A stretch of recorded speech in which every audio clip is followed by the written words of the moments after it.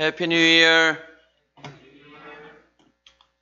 네, 국악센터 현장에서 그리고 또 온라인에서 새해가 돼서 여러분을 만나게 뵙게 돼서 반갑습니다. 새해는 소의 해이죠. 우리가 소처럼 하나님 앞에서 또 우리 동역자들 사람들 앞에서 우직하게 충성하며 열매를 맺는 한 해가 되기를 기도합니다. 개인적으로 새해 첫 주에 하나님의 말씀을 맡고 섬기게 돼서 감사합니다. 새해 여러 가지 기도 제목을 잡아야 되는 상황인데 저는 말씀을 준비하면서 오늘 말씀이 참 어렵구나라는 생각을 개인적으로 하면서 내가 참 헬라어를 잘 알았으면 참 좋겠다라는 생각이 들고 또 영어를 좀 더 잘 알았으면 더 좋았겠다라는 생각도 들고 또 성경 공부를 정말 깊게 많이 해야 되겠구나라는 생각을 다시 한번 깨닫게 됐습니다.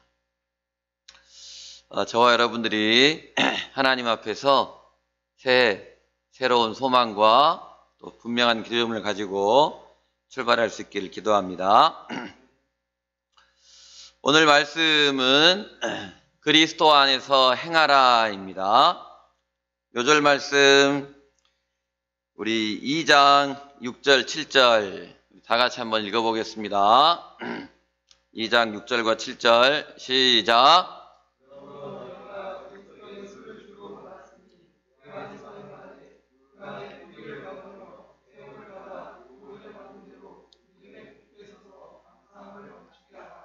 제가 잠깐 기도하겠습니다. 하나님 아버지 새날을 주셔서 감사합니다. 작년 한 해 제가 허물과 죄가 많았지만 하나님 앞에 회개하고 이 시간 주님의 말씀을 듣고 주님의 음성을 깨닫고 새해 또 새로운 마음으로 영적 방향을 잡기를 원합니다. 하나님께서 이 말씀을 통해서 저희들을 깨닫게 하시고 교훈하여 주시고 가르쳐 주시옵소서. 성령께서 이 시간 저와 동역자들의 마음을 붙드시고 열어주시기를 기도합니다. 예수님의 이름으로 기도드립니다. 아멘. 새해가 밝았습니다. 하나님께서 저와 여러분들에게 새해 새로운 마음과 새해 힘을 주시기를 기도합니다. 오늘 말씀을 통해서 새해 영적 방향을 잘 잡고 힘차게 출발하고 또 꾸준하게 지속적으로 이룰 수 있기를 기도합니다. 골로새서 말씀을 읽어보면 골로새 교회가 영적으로 수준이 낮은 교회가 결코 아님을 알 수가 있습니다. 1장부터 쭉 읽어보면 성도들은 그리스도 안에서 신실했고 예수님에 대한 믿음과 성도에 대한 사랑으로 살고 있었습니다. 또 질서 있게 살고 있었고 믿음이 굳건했습니다. 아주 훌륭한 교회입니다. 바울이 직접 개척한 교회는 아니었지만 알아서 잘하고 있는 교회입니다. 그럼에도 불구하고 바울은 이들을 위하여 감옥에서 고난을 받고 있다고 말씀하고 있습니다. 현재 우리는 코로나로 인하여 활동에 많은 제약을 받고 있습니다. 하루에도 여러 번 재난 문자를 받습니다. 연말 연시에 외출 모임 자제, 모임과 이동 없이 집에 머물러 주세요. 멈춤으로써 극복할 수 있습니다. 이런 말들을 계속 듣고 봅니다. 고향에 계신 80이 넘으신 저희 어머니께 안부 전화를 드리면 집에서 감옥살이를 하고 있는 것 같다 하고 푸념을 자주 하십니다. 맞습니다. 요즘 우리는 어떤 면에서 보면 감옥살이를 하는 것 같습니다. 그러나 사도 바울의 감옥 생활에 비할 수가 있습니까? 이제 5, 6년 후에 죽음을 맞이하는 인생의 황혼기에 사도 바울처럼 감옥에 있다고 생각해 보십시오.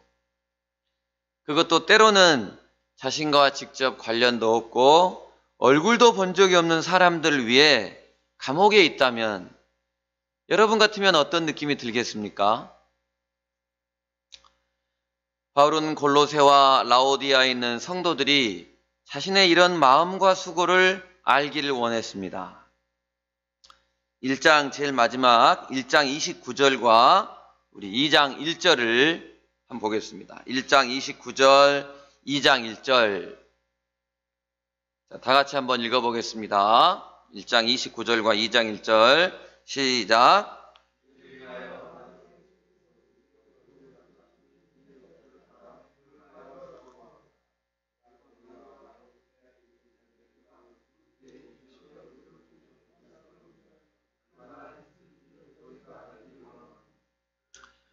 힘을 다하여 수고하노라.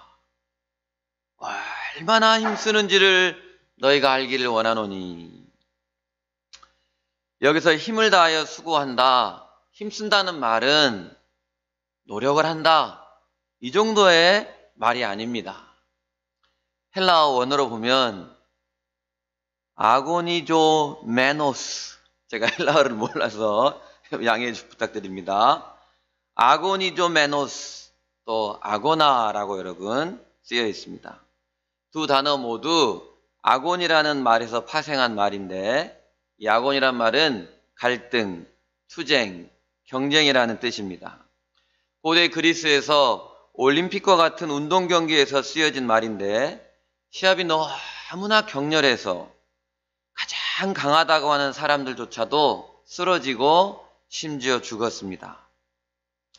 이 단어에서 파생된 단어가 영어의 애거니라는 말인데, 오랫동안 지속되는 정신적, 육체적 고통을 의미합니다. 누가복음 22장 44절 말씀 보면 이런 말씀이 있습니다. 우리가 잘 아는 말씀입니다. 예수께서 힘쓰고 애써 더욱 간절히 기도하시니 땀이 땅에 떨어지는 핏방울같이 되더라. 이 말씀에서 애써라는 말이 헬라어로 어원이 같은 단어이고, 여러 버전 영어 성경에도 애거니라고 나와 있습니다. 바울은 기독교 역사에서 그 이름을 뺄 수 없을 정도로 어마어마한 업적을 이루었는데, 생애 마지막까지 겟세마네 예수님처럼 고통과 고난을 감수하며 자신이 가루가 될 정도로 힘든 믿음의 싸움을 하고 있습니다. 저는 여러분들이 내가 얼마나 애쓰고 고생하는지 알기를 원합니다. 바울이 왜 이런 말을 했을까요? 자신의 업적을 자랑하고 싶었을까요? 아니면 자신의 처지가 너무 딱해서 사람들로부터 동정과 섬김을 받고 싶어서 했을까요? 2절 말씀을 우리 형제들이 다 같이 읽어주십시오. 2절 말씀 형제님들 시작.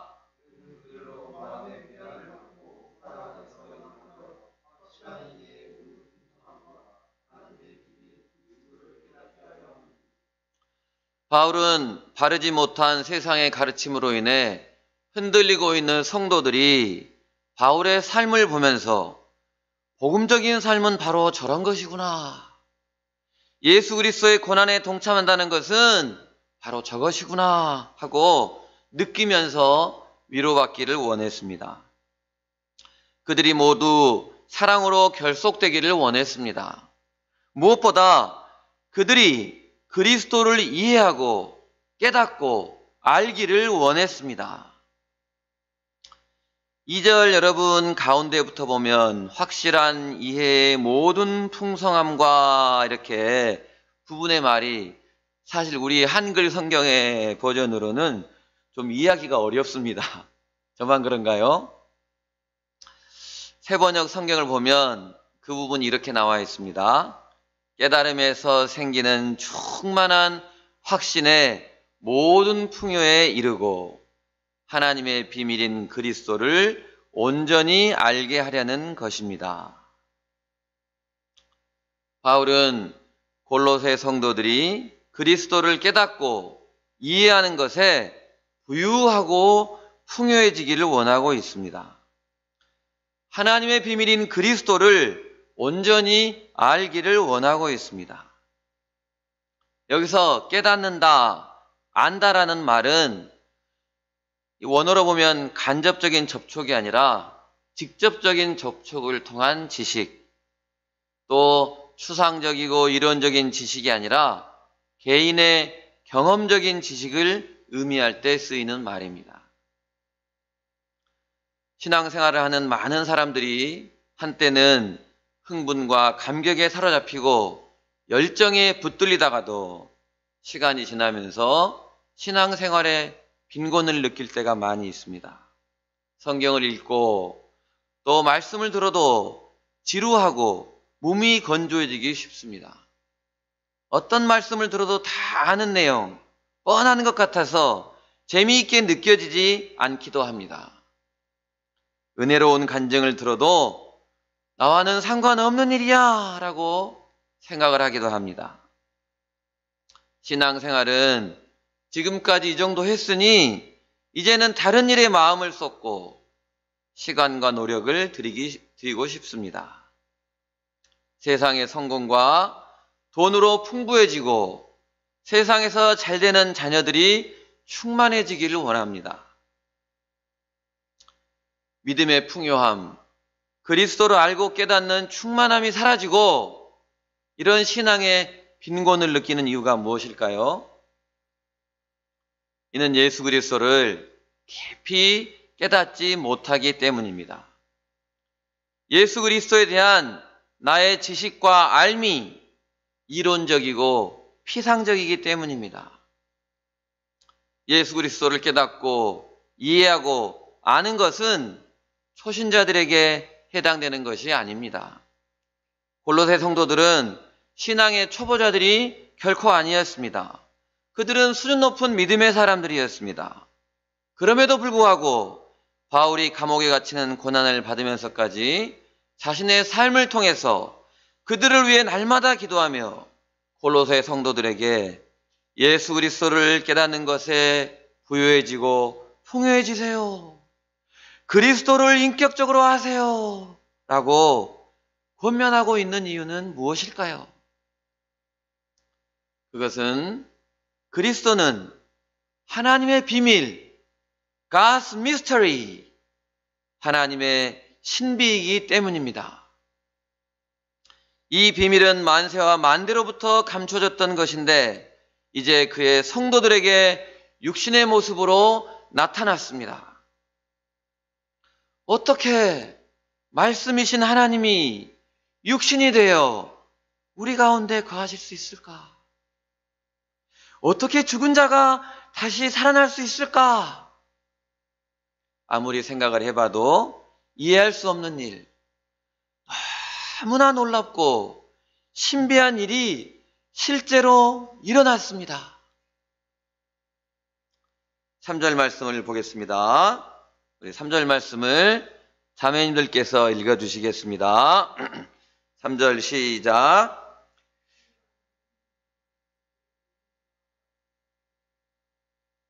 그리스도 안에는 하늘의 지혜와 지식이 있습니다.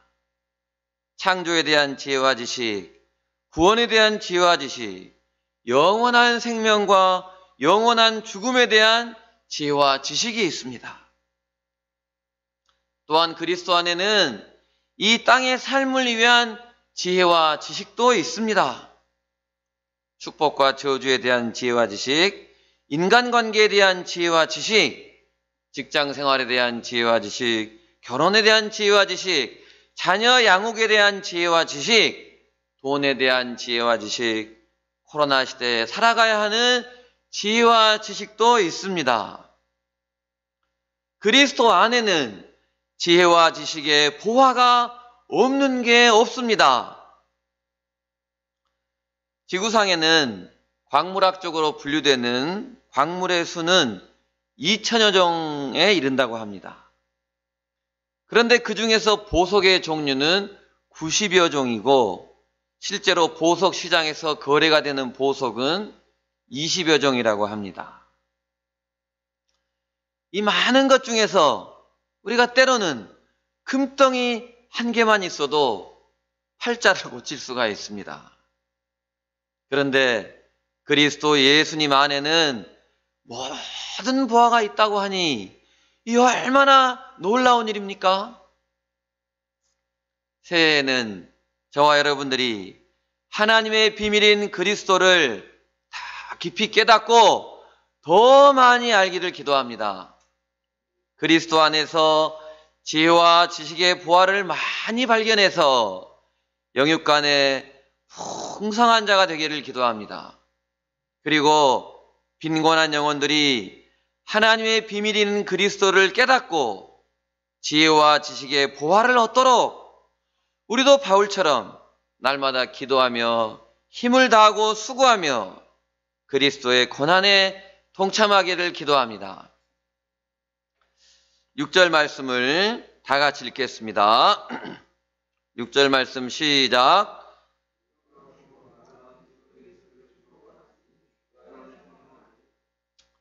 여기서 주라는 말은 헬라어로 키리온이라는 말인데 원래 한 가정을 책임지는 머리라는 의미에서 시작해서 영어로 Lord, Master, Ruler, 주인, 주군, 왕, 통치자, 달인이라는 뜻을 갖게 되었습니다.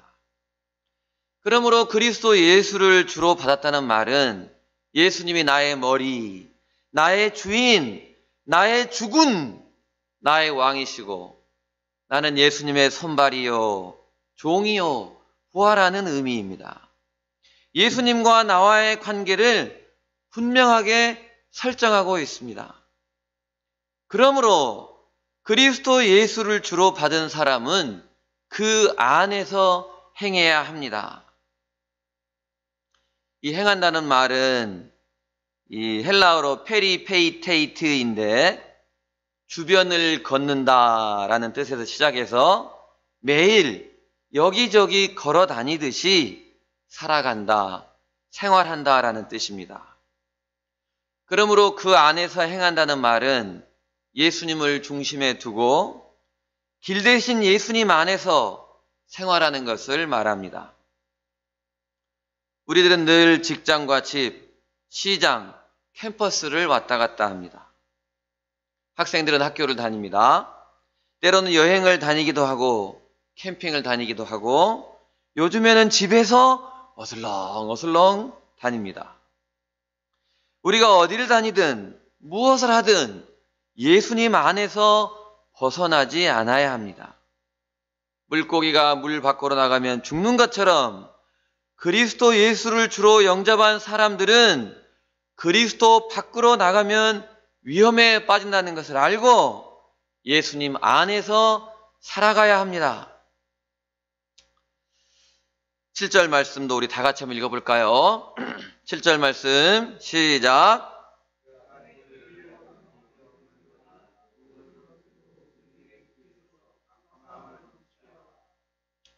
식물은 뿌리를 통해서 물과 영양분을 공급받습니다. 뿌리가 깊게 박혀야 식물이 강한 바람에도 쓰러지거나 뽑히지 않고 견딜 수 있습니다. 또한 식량과 영양분을 뿌리에 저장하기도 하고 식물의 번식을 위해서 뿌리가 사용되기도 합니다. 또 뿌리가 토양을 꽉 붙들고 있으면 토양이 침식되는 것을 방지해주고 환경을 보호해준다고 합니다. 꽃과 나무는 셀 수 없는 수많은 뿌리들이 옆으로 또 아래로 심지어는 위로도 뻗어나갑니다. 성경에 나오는 백향목은 넓이는 얼마 안 되지만 2m 정도의 깊이로 뿌리를 뻗는다고 합니다. 또 감나무라고 알려지는 올리브 나무는 보통 넓게는 12m, 깊게는 6m 정도 뻗어나간다고 합니다. 그런데 아프리카 칼라리 사막에 사는 나무들 중에는 자그마치 68m 깊이까지 뻗어나간 것도 있다고 합니다. 비가 거의 안 오고 메마른 땅에서 살기 위해서 깊게 뿌리를 내린 것입니다. 건물도 마찬가지입니다. 기초공사가 튼튼하면 높은 건물들이 세워질 수 있습니다. 세계에서 가장 높은 건물은 아랍에미리트 두바이에 있는 부르스 칼리파라는 건물인데 높이가 828m입니다.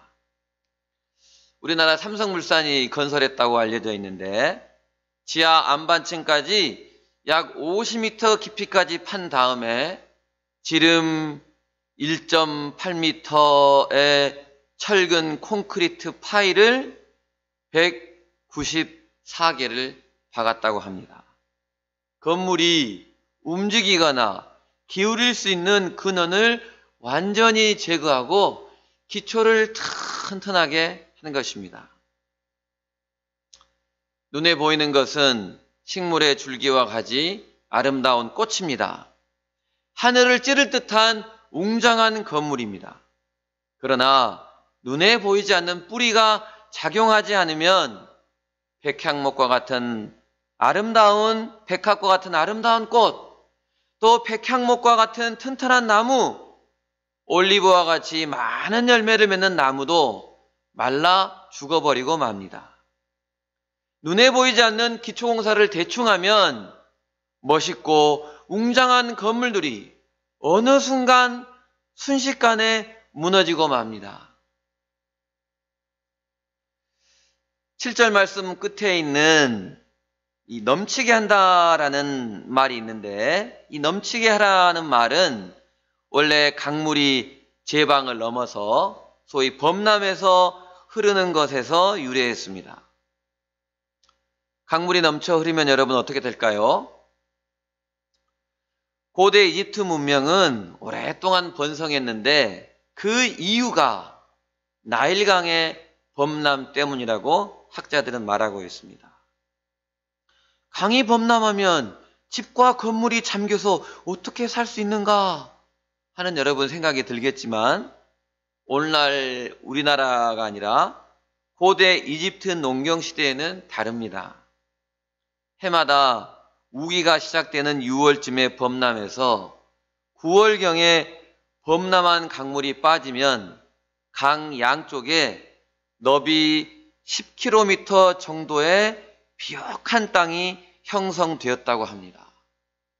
여러분 10km 정도면 어느 정도인지 아십니까?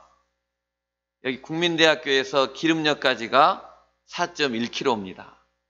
그리고 국민대에서부터 한강까지 직선 코스가 11.8km이더라고요. 그러니 10km의 비옥한 토지가 강 양쪽에 생긴다는 것은 얼마나 넓은 땅이 생기는 것인지 알 수가 없습니다. 이 비옥한 땅에 농부들이 씨를 뿌리면 자연스럽게 농사가 잘 되었습니다. 고대 역사가 헤로도토스는 고대 이집트를 나일강의 선물이라고 말하였습니다. 우리의 신앙도 마찬가지입니다. 그 안에 뿌리를 박으며 이 말은 원어로 완료형으로 되어 있습니다. 이미 뿌리를 내렸습니다. 이제 예수님께 뿌리를 내렸으니 예수님이 주는 영생수를 늘 빨아들이고 예수님의 살과 피를 흡수해야 합니다. 작년 2020년에는 코로나로 인해 우리의 인생이 많이 척박해지고 황폐화되었습니다. 그러나 거친 사막에서도 나무들이 물과 영양분을 찾아서 깊고 넓게 뿌리를 내리고 뻗어가듯이 인생의 고난을 만나서 인생의 토양이 척박해졌을 때 믿음의 크고 작은 뿌리를 예수님께 다 깊이 더 넓게 뻗어야 합니다. 산돌이신 예수님을 안반으로 삼고 그 위에 집을 지어야 합니다. 그리고 감사함을 넘치게 해야 합니다.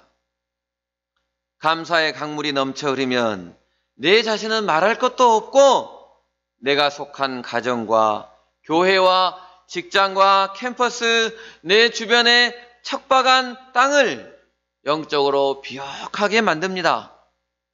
말씀의 씨앗이 잘 자라게 됩니다. 영적인 농사가 아주 풍요롭게 됩니다. 새해에는 우리가 예수님 안에서 행하는 자가 되기를 기도합니다. 인생의 꿈과 목표도 예수님 안에서, 직장에서 승진도 예수님 안에서, 자녀 양육도 예수님 안에서, 학업도 예수님 안에서 하기를 기도합니다.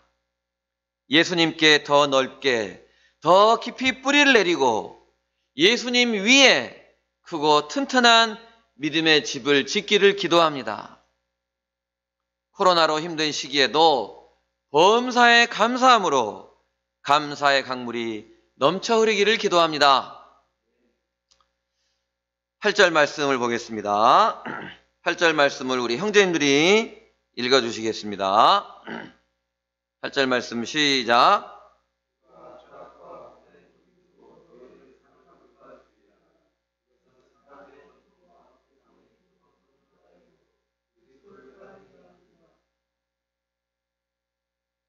여기서 철학과 헛됨 속임수는 복음과는 정반대인 세상의 여러 철학 이론들과 또 영지주의 같은 이단 사상을 가리킵니다. 여러분, 철학이 무엇입니까? 한자로 밝을 철, 배울 학자를 쓰고 있습니다.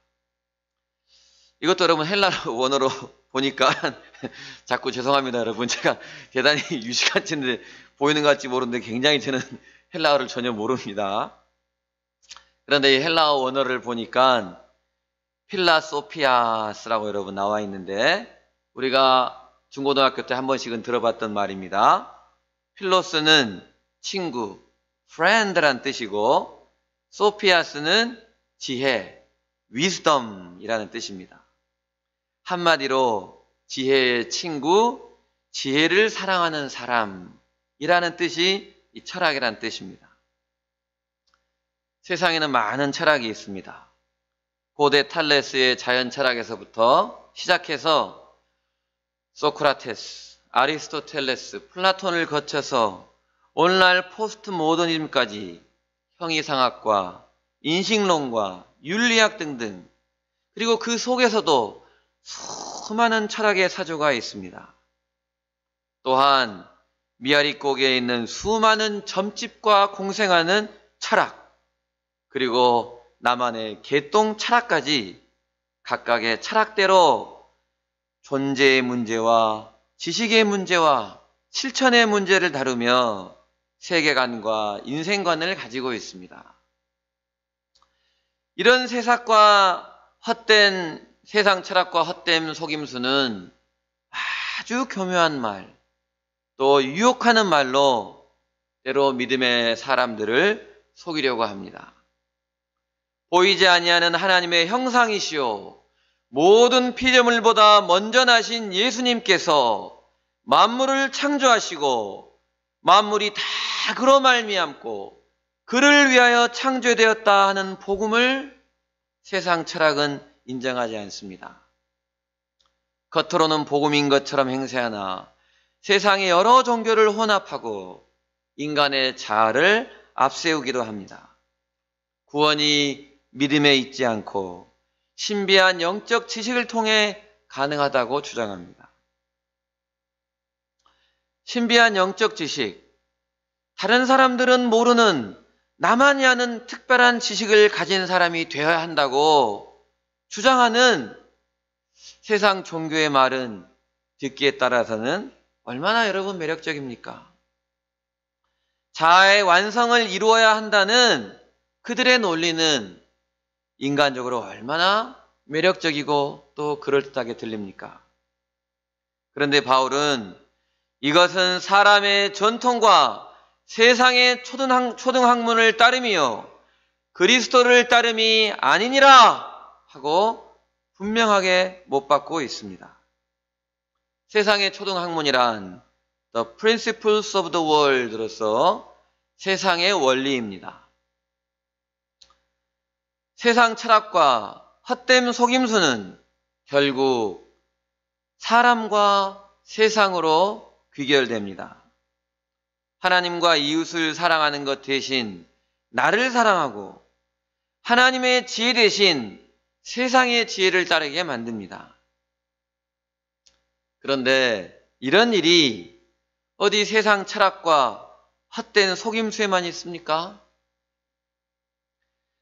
육체의 할례를 받는 것에서부터 시작해서 절기나 초하루나 안식일 규정과 같은 율법을 지켜야 하지만 구원을 얻을 수 있다는 율법주의, 먹고 마시는 것을 억압하는 금욕주의, 또는 먹고 마시는 것에 빠져 사는 쾌락주의 등도 결국에 본질은 사람의 명령이요 세상의 가르침입니다.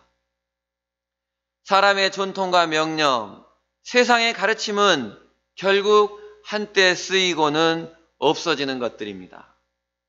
이런 것들은 하나님을 섬긴다고 하면서도 하나님의 뜻과 계획과는 상관없이 자기 생각대로 섬기는 자의적 숭배요, 꾸며낸 겸손이요, 영적 유익이 없이 몸을 학대하는 것에 지나지 않습니다.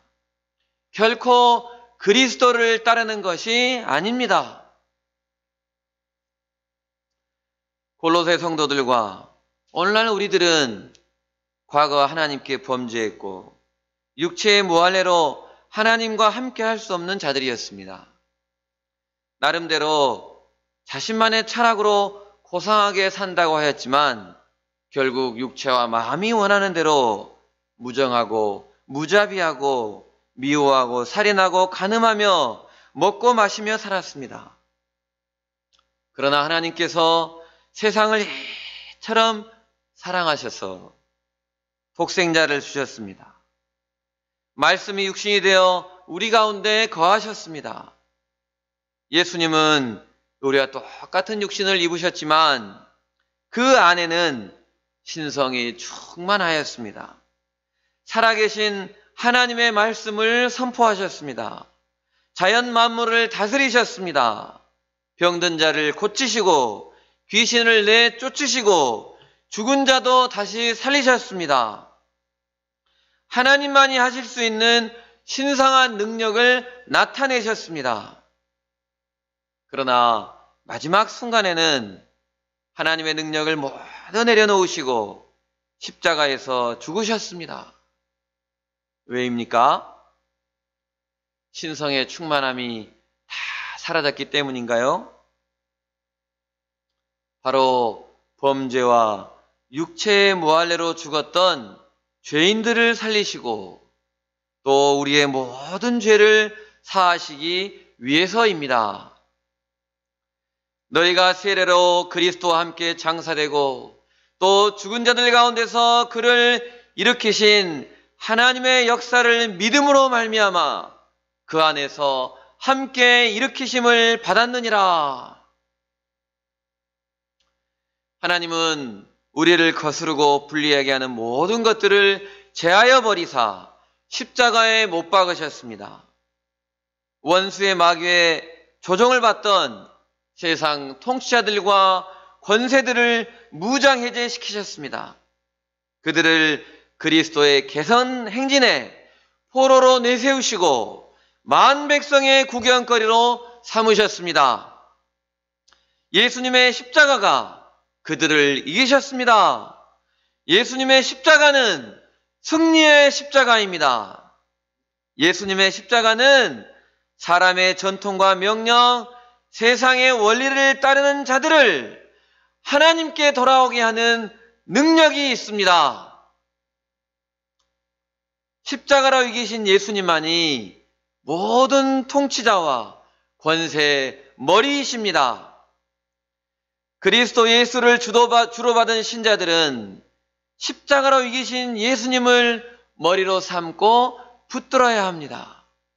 머리 대신 예수님을 힘써 붙들 때 머리이신 그리스도로부터 각 마디와 힘줄을 통하여 영향을 공급받고 하나님께서 자라게 하시는 대로 자라납니다.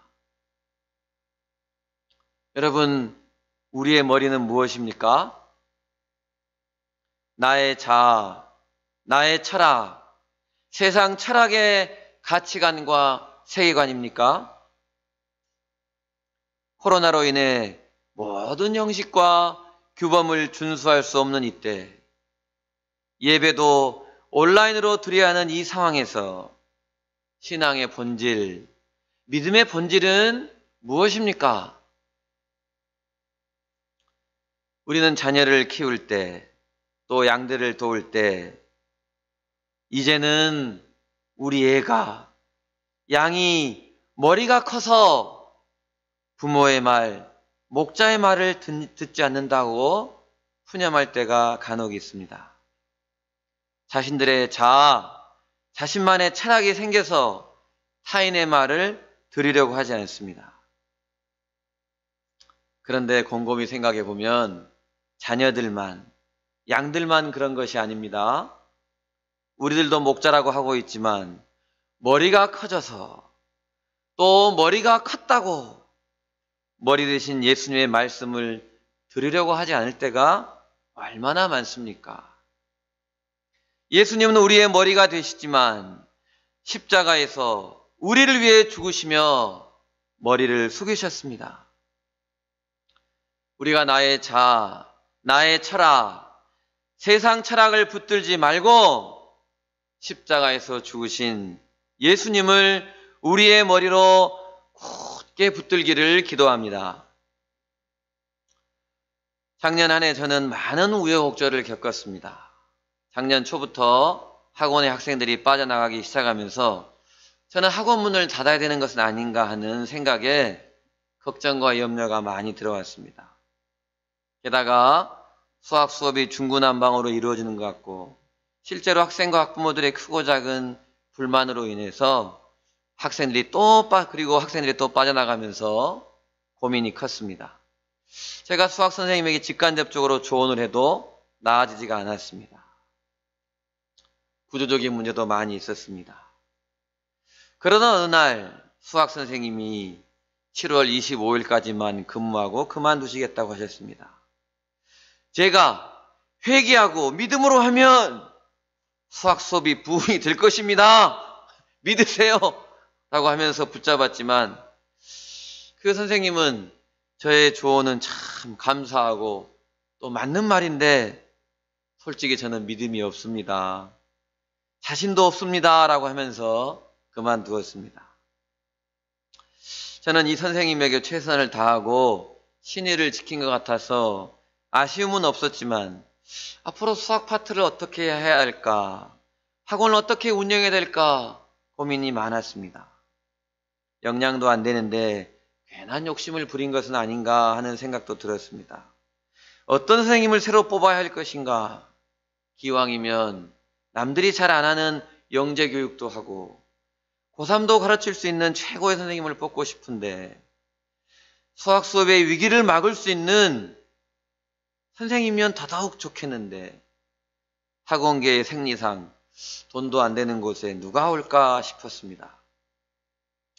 저는 하나님께 우리 학원에 필요한 최고의 선생님을 보내달라고 기도할 수밖에 없었습니다. 하나님이 더웨이 학원의 원장님이시니 학원의 수학 수업을 세팅해 달라고, 학원의 시스템을 만들어 달라고 기도하였습니다. 기존 수학 선생님이 그만두시겠다는 7월 25일 날짜는 자꾸자꾸 다가오고 새로운 선생님은 여전히 못 구해서 발을 동동 구르고 있던 어느 날 어느 한 선생님이 지원을 했습니다. 이력서를 보니 서울대 물리학과를 졸업하고 대치동 영재학원에서 근무를 하셨고 중계동에서 영재 수학을 지도하고 계시고 또 고3 수업까지 가능한 분이었습니다. 게다가 참 겸손하시고 급여도 월수금에 출강하는 타 학원보다 부족했지만 동의해 주셨습니다. 새로운 수학 선생님이 들어오시자 수학 수업에 질서가 생기기 시작하였습니다. 때마다 학생들이 여기저기서 들어오기 시작했습니다. 그래서 고대 수학과 졸업 예정인 여선생님을 뽑아서 중고등부를 맡겼습니다. 또 학생들이 막 들어오자 또 한 명의 고대생을 뽑아서 초중등부를 맡겼습니다. 중구난방이었던 수학 수업이 순식간에 세팅이 되고 시스템이 정착이 되었습니다. 최고 학벌의 선생님들을 뽑아 넣었기에 이제 학원이 날개단 듯 잘 될 기대에 부풀었습니다. 그런데 처음 들어오신 이 서울대 출신 선생님이 일주일 만에 본인이 학원에 너무 부담을 주는 것은 아닌가요? 하면서 그만둬야 되는 것은 아닙니까? 하고 저에게 오늘 밤 전화를 해서 물었습니다. 저는 가슴이 철렁 내려앉았습니다. 다행히 잘 이야기가 돼서 지금까지 근무를 하게 되었습니다. 그런데 또 얼마 지나지 않아서 초중등부를 담당하는 여선생님이 고향에 일이 생겨서 갑작스럽게 고향을 내려가서 2달 반 정도 어려움을 크게 겪었습니다. 또 조금 지나니 무리한 남학생으로 인해 중고등부를 담당하는 여선생님이 마음의 상처를 받고 그만두겠다고 하였습니다. 저는 저대로 공부 안 하고 욕을 입에 달고 살고 말 안 듣는 아이들을 대할 때마다 화를 주체하지 못하였습니다. 저는 지금까지 가르치는 것을 좋아해서 가르치는 것을 천직으로 여기고 살았는데 내가 저런 아이들까지 가르쳐야 한단 말인가 하면서 학생들로 인해 스트레스를 많이 받았습니다. 제가 이 문제로 기도할 때 하나님께서는 제가 세상의 학벌과 사람을 의지하는 마음, 또 내 능력과 경험을 의지하는 마음을 깨닫고 내려놓게 하셨습니다. 제가 기도할 때마다 학원의 CEO는 하나님이시고 원장님은 예수님이시고 저는 청지기입니다 라고 하였지만 실제 삶에서는 그렇게 살지 못하고 있음을 깨닫고 회개하고 머리 대신 예수님을 굳게 의지하고자 하였습니다. 그리고 수준 낮은 아이들일지라도 무시하지 않고 불쌍히 여기고 용납하고 영접하고자 하였습니다. 학원 내부의 문제가 조금 해결되려고 하자 이번에는 코로나가 힘들게 하였습니다. 누가 언제 어떻게 감염이 될지 알 수 없는 일이었기에 늘 노심초사하였습니다. 8월 31일부터 9월 중순까지 방역 지침에 따라 2주간 학원 문을 닫아야만 했을 때, 그리고 작년 12월부터 오늘까지 4주간 문을 닫아야만 했을 때 저는 세상 일이 제 뜻대로 되지 않는 것임을 깊이 깨닫게 되었습니다. 온라인 수업이 더 힘들고 탈락하는 학생들도 생기면서 먹고 사는 문제가 때마다 깊이 염려가 되고 집에만 있자니 우울증이 생기는 것 같기도 하였습니다. 저에게는 미래가 없는 것 같았습니다. 끊임없이 계속되는 위기 앞에서 광야에서 이리저리 도망치면서 살 길을 찾는 다윗이 깊이 이해가 되었습니다. 저는 매주 JBF 아이들을 위해서 사무엘상 말씀과 때로는 다윗의 시편을 준비하면서 주여 저에게 말씀하옵소서, 주님 제가 어디로 피해야 됩니까? 하고 늘 물었습니다. 주님께서는 그때마다 말씀으로 저를 위로하시고 주님을 힘있게 붙들라 주님께 피하라고 늘 말씀하셨습니다. 매주 예수님의 그림자인 다윗의 모습을 통해 말씀 속에 들어있는 하나님의 비밀인 그리스도를 깨닫고 저는 감격하고 자주 또 놀랐습니다. 이 말씀에 이런 깊은 뜻이 숨어 있었구나. 저는 감격했습니다. 그런데 다윗이 되어가는 줄로 착각하는 저에게 주님은 쉽게 분노하고 폭력적이며 하나님의 말씀과 뜻에 순종하는 듯하나 실제로는 불순종하며 세상에서 자신의 왕국을 건설하려는 사울왕이 바로 제 자신임을 보여주셨습니다. 저는 세상의 철학과 헛된 속임수에 사로잡혀 있고 세상의 초등학문에서 그리스도와 함께 죽었지만 여전히 세상의 원리대로 세상 사람들의 전통과 명령대로 살려고 하고 있었습니다. 이제는 나이 먹고 머리가 커서 알 만큼 안다고 하며 머리 대신 예수님을 붙들지 않고 나의 머리를 의지하는 저의 교만을 주님께서는 깨닫게 하시고 또 깨셨습니다. 그렇게 사는 것은 그리스도를 따르는 것이 아니라 하고 저를 때마다 꾸짖었습니다. 한 해를 돌아볼 때 저는 여전히 주님 안에서, 주님 앞에서 몸둘 바를 모르는 죄인임을 발견하고 참으로 부끄럽습니다. 그러나 이런 죄인을 위해서 십자가에 못 박히신 예수님으로 인해 참으로 감사합니다.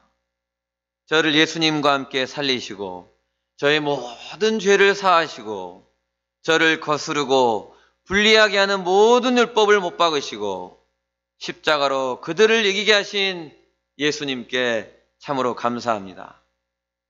하나님께서는 이 말씀을 준비하면서 저에게 너가 그리스도 예수를 주로 받았으니, 박길령 목자가 그리스도 예수를 주로 받았으니 올해는 그 안에서 행하라 하고 저에게 인격적으로 말씀하십니다. 그 안에 뿌리를 박으며 세움을 받아 감사함을 넘치게 하라고 말씀하십니다. 세상 사람들의 전통, 세상의 원리에 사로잡히지 말고 머리 대신 예수님을 굳게 붙들라고 하십니다. 새해에는 제가 예수님과 함께 다 죽고 예수님과 함께 사는 종이 되기를 기도합니다. 기도하겠습니다. 하나님 아버지, 허물지고 또 죄가 많고 늘 자신의 세계와 세상의 원리대로 사는 저희 죄인들을 위해 독생자 예수님을 보내시고 십자가에 못 박으시고 부활하심으로 죄인들을 살려주셔서 감사합니다. 하나님 아버지, 저희들이 예수님을 주로 받았으니 이제는, 그리고 올해는 예수님 안에서 행하는 사람들 되게 하여 주시옵소서. 예수님 안에 뿌리를 박고 예수님이 주시는 생수를 마시고 주님의 살과 피로 영양분을 삼도록 도와주시옵소서. 주님 안에서 믿음의 집을 세우고 주님께 항상 넘치게 감사하는 종들이 되도록 도와주시옵소서. 늘 주님을, 십자가에서 죽으신 주님을 우리의 머리로 삼고 이 주님을 굳게 붙드는 종들이 되게 하여 주시옵소서. 예수님의 이름으로 기도드립니다. 아멘.